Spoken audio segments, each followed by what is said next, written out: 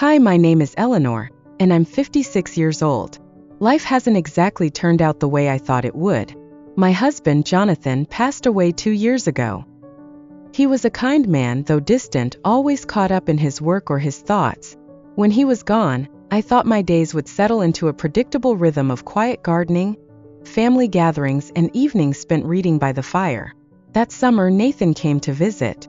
He was Jonathan's nephew, 28 years old, with a restless energy that seemed to buzz just beneath the surface, like a taut string ready to snap. He'd spent the better part of the last decade in the city, grinding through long work hours, navigating the sharp edges of ambition, and trying to carve out a life in its unforgiving pace. But the strain had left its mark. His eyes, though bright, carried shadows, and there was a heaviness in his posture, as if the weight of his world was too much to bear. He needed a break, a retreat, and the countryside offered the kind of stillness he hadn't felt in years. At first, Nathan seemed like a ghost passing through, present but distant. He kept mostly to himself, wandering the woods with no apparent destination or sitting quietly on the porch, a book in hand but rarely turning the pages. I wondered if the silence unnerved him, or if he was trying to let it seep into the cracks left by the city's ceaseless noise. We exchanged pleasantries, little more than nods and smiles in the beginning, but soon conversations began to emerge. They were tentative at first, like the soft embers of a fire just beginning to catch. Yet as days turned into weeks, those talks grew longer, richer, and more personal. There was something magnetic about the way Nathan engaged. Not just his words but his presence. He listened with a rare intensity, his gaze steady and unwavering, as though every word mattered. And for the first time in years I felt seen. Not as a backdrop to someone else's story, but as a person with thoughts, feelings, and a history worth sharing. One particular afternoon, I found myself tangled in frustration while trying to mend the old wooden fence that bordered the garden. The structure had been there for years, weathered and leaning, much like the memories it enclosed. Sweat dripped into my eyes as I struggled with the tools, my patience wearing thin. I didn't notice Nathan approaching until he was beside me. Without a word, he gently took the hammer from my hand and knelt by the fence, examining the damage with a quiet focus. Nathan worked with a kind of rhythm I hadn't seen in years. Each movement was deliberate yet unhurried, as if he believed even a broken fence deserved his full attention.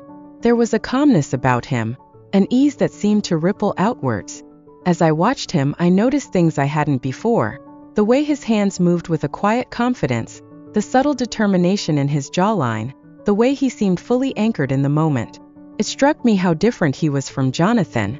Jonathan, my husband of many years, had always been distracted, his mind perpetually consumed by things outside our home, work, ambitions, the endless pursuit of something always just out of reach. With Jonathan, there was always a sense of waiting, as if the present was a mere stepping stone to something better. But Nathan was different. He inhabited each moment fully, as though it was the only one that mattered. Watching him, I realized how much I'd forgotten that kind of presence, how starved I'd been for it. As the hours passed, we worked side by side, barely speaking, but the silence between us felt companionable rather than strained. When the fence was finally mended, Nathan leaned back, wiping the sweat from his brow, and gave me a small, almost shy smile. It wasn't a grand gesture, but it stayed with me long after that day. In the simplicity of his actions, I found a quiet kind of healing, a reminder of the beauty in small shared moments. That summer, Nathan brought more than just his restless energy to the countryside.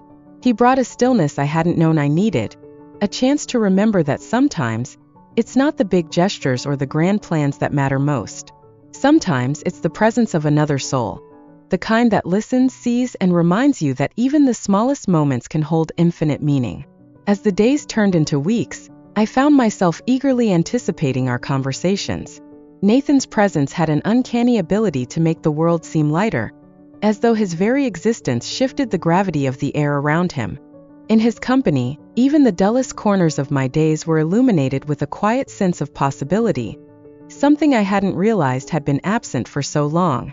It was during one of these meandering talks, as the sun cast lazy golden streaks across the kitchen floor, that Nathan nudged me toward a project I had meticulously avoided, the attic. For years, I had buried the thought of venturing up there beneath layers of excuses. The mere idea of confronting those dusty boxes, each one brimming with fragments of a life that felt more distant with every passing year, seemed insurmountable. But with Nathan's quiet, unwavering encouragement, I found myself agreeing. On a Saturday morning, with the summer heat already making its presence known, I tied my hair back, slipped on an old pair of gloves, and stood at the foot of the attic stairs.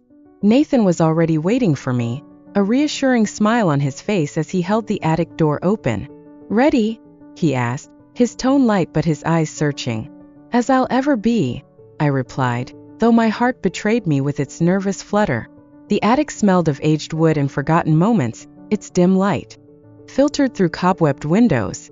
I watched Nathan hoist a heavy trunk, his movements fluid and effortless despite the sheen of sweat forming on his brow. "Careful," I said instinctively as he lowered it to the ground. "That thing's probably older than both of us combined." He chuckled, a warm, rumbling sound that seemed to make even the attic feel less oppressive. "Then it's a good thing you've got me here," he said with a grin. As we began sorting through the boxes, memories began to resurface, each item pulling me further into a time I had nearly forgotten. Old photographs spilled out of a brittle envelope, their edges yellowed with age. "Look at this," I said, holding up a picture of myself from my 20s, the wind whipping through my hair as I stood on a beach I could no longer name. Nathan took the photo carefully, his green eyes scanning it with an intensity that caught me off guard. "You were beautiful," he murmured, his voice barely above a whisper. I laughed, brushing the moment away. "That was lifetimes ago." His gaze didn't waver. "It doesn't matter. You still are." His words hung in the air, and for a moment time seemed to slow. There was something in his expression, an unspoken depth that made the space between us feel both vast and unbearably close. I turned back to a box of letters, my hands trembling slightly as I picked through the fragile papers. "These," I said, my voice faltering, "are just relics, pieces of a life that feels so far away now." Nathan moved closer, the floorboards creaking under his weight. His voice was low, steady. "Maybe it doesn't have to feel so far away." I froze, my mind a tangle of emotions I couldn't untangle. His words carried a weight that was both comforting and terrifying. For years I had wrapped myself in the safety of nostalgia, using it as a shield to keep the present at bay. But now, standing in this attic filled with echoes of who I had been, I wasn't sure if I could bear to let those walls down. When I finally turned to him, his eyes met mine with a quiet understanding. I didn't have the words to respond, so I simply nodded, allowing the gravity of his words to settle within me. Maybe he was right. Maybe the past didn't have to remain a distant, untouchable place. As the sun dipped lower in the sky, casting long shadows across the attic floor, I realized that this wasn't just about sorting through boxes. It was about rediscovering myself, who I had been, who I still could be. And in Nathan's presence, for the first time in years, that possibility didn't feel so impossible. The days that followed were a mosaic of quiet companionship, filled with tasks and moments that seemed to blend seamlessly into the rhythm of life. Nathan and I moved through the hours side by side, whether pruning the roses in the garden, dusting forgotten treasures in the attic, or experimenting with recipes in the kitchen. Each shared moment was a thread in the tapestry of an unspoken bond, growing stronger with every passing day. One warm afternoon, as sunlight spilled through the trees, we knelt by the fence to plant a row of marigolds. The earthy scent of soil mingled with the soft hum of bees. I glanced at Nathan, whose hands were deftly patting the earth around a seedling. "What was your life like in the city?" I asked, breaking the companionable silence. He paused, his fingers idly tracing the edge of a trowel. "Long hours, crowded streets. Always something moving, always something demanding my attention. But it never felt right. Like I was a stranger in my own story." I set down my gardening gloves, leaning back on my heels. "Is that why you came here? To write a new chapter?" Nathan's gaze softened as he looked up at me, the sunlight catching the green in his eyes. "I suppose so. I was looking for clarity, or maybe just a little peace." A knowing smile tugged at my lips. "Then you've come to the right place." His eyes lingered on mine, filled with a question he didn't voice. The moment hung between us, heavy and unspoken, until the wind stirred the leaves above, breaking the spell. That evening, as the kitchen filled with the comforting aroma of rosemary and roasted vegetables, I couldn't shake the feeling that something had shifted. Nathan sat at the table, an old photo album open before him. His fingers traced the edges of a photograph as though it might speak to him. "Is this your wedding day?" he asked, holding up a picture of Jonathan and me standing outside the small white church at the edge of town. I nodded, stirring the pot on the stove. "A lifetime ago." Nathan studied the image for a moment longer. "You look happy," he said, though his tone carried a quiet undertone I couldn't place. "We were," I replied simply, keeping my focus on the rhythm of chopping vegetables. In our own way. As days melted into weeks, our conversations deepened. Nathan began to share fragments of himself. His childhood memories, dreams he once nurtured but abandoned along the way, and the moments that left him feeling adrift. In return, I found myself speaking of things I'd kept locked away for years. One evening, as we sat on the porch wrapped in the embrace of twilight, fireflies weaving golden trails in the dark, Nathan broke the silence. "Do you ever think about starting over?" he asked, his voice almost a whisper. I turned to him, my brow furrowing. "Starting over?" He nodded, his gaze fixed on the horizon. "Leaving the past behind. Finding something new. Someone new." His words took me by surprise, their weight settling heavily in the space between us. "I've always thought it was too late for that," I admitted, my voice barely audible. Nathan's lips curved into a soft smile. "It's never too late." His quiet conviction stirred something inside me, a flicker of hope that I hadn't felt in years. A turning point came on a stormy afternoon. Thunder rumbled in the distance as rain lashed against the windows, and we found ourselves confined to the living room. I had taken to sorting through a stack of old books, their spines cracked and pages yellowed with time. "Need help?" Nathan's voice carried warmth as he appeared in the doorway. I smiled, gesturing to a pile by my side. "These can go in the donate box." He knelt beside me, his presence steady and grounding. As we worked, our hands brushed against each other, and a spark passed between us. It was fleeting, yet it lingered in the charged air. "Eleanor," he said, his voice barely above a murmur. I looked up, meeting his gaze. His green eyes were filled with a quiet intensity that made my breath catch. "You're not alone," he said, his hand covering mine. "Not anymore." In that moment, something within me began to break apart. The walls I had built stone by stone to protect myself from the weight of my own pain began to crumble.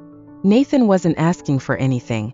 He was simply offering his understanding, his presence, his unwavering kindness. As the months unfolded, we found a gentle rhythm. One crisp autumn morning, we walked together through the woods, the air rich with the scent of fallen leaves. The silence between us was warm, like an old blanket, and words felt unnecessary. In a small clearing, Nathan paused, turning to face me. His expression was thoughtful, his hands tucked into his pockets. "Eleanor, I've been thinking," he began, his voice hesitant. I tilted my head, waiting for him to continue. "I don't know where this path leads," he said, motioning to the space between us. "But I know I don't want to walk it without you." His vulnerability struck a chord deep within me. For so long, I had convinced myself that such moments, such possibilities were no longer mine to claim. But here was Nathan, offering me a chance to believe otherwise. "Nathan," I began, my voice trembling. "I don't have the answers. I don't even know if I'm ready to find them." His smile was gentle, reassuring. "Then let's figure it out together." Those simple words brought tears to my eyes. For the first time in years, I allowed myself to imagine a future not shaped by the weight of the past. As the wind rustled through the trees, I reached for his hand, our fingers intertwining. "Together," I echoed, my voice soft but sure. That evening, as the sun dipped below the hills, painting the sky in hues of amber and rose, we sat on the porch with a blanket draped over our shoulders. The air carried a chill, but it was tempered by the warmth of his presence beside me. Nathan glanced at me, his green eyes shining. "You know," he said, a faint smile playing on his lips, "I think this is the beginning of something good." I nodded, feeling the weight of his words settle gently in my heart. "I think so too." In that moment, surrounded by the quiet beauty of the world and the tender promise of tomorrow, I let myself believe it. The past would always be a part of me, but it no longer held me captive. The future, uncertain and uncharted, stretched before us, ours to shape, ours to share.